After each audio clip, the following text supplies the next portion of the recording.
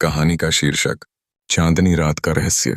बिहार के एक छोटे से गांव में, जहां की मिट्टी की खुशबू अब भी लोगों के दिलों में बसी हुई थी, एक लड़का था जिसका नाम था आर्यन। आर्यन एक साधारण किसान का बेटा था, लेकिन उसमें एक असाधारण जिज्ञासा थी।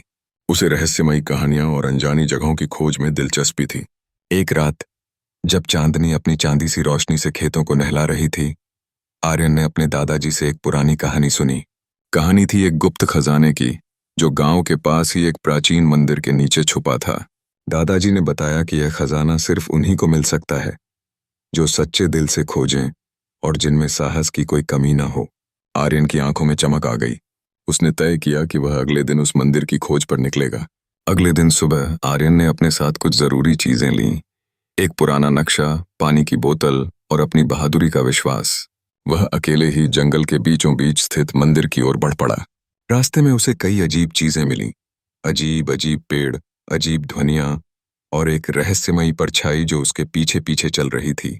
जब वह मंदिर के पास पहुंचा तो उसने देखा कि वहां पर अजीब सी नक्काशी की गई थी, जो किसी प्राचीन भाषा में लिखी लग रही थी।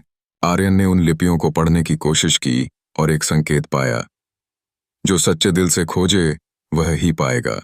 आर्यन ने मंदिर के भीतर प्रवेश किया।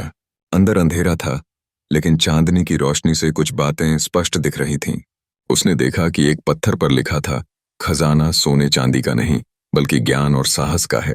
आर्यन ने वहां छुपे हुए एक पुराने बक्से को खोला, जिसमें कुछ पुराने पांडुलिपियां और एक नकली चांदी का सिक्का था। उसे समझ आया कि असली खजाना तो वह साहस और अनुभव था जो उसने इस यात्रा में प्राप्त किया था। आर्यन जब घर लौटा तो उसने अपने दादाजी को सब कुछ बताया।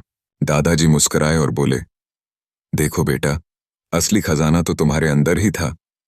तुम्हारा साहस, तुम्हारी जिज्ञासा और सच्चाई की खोज।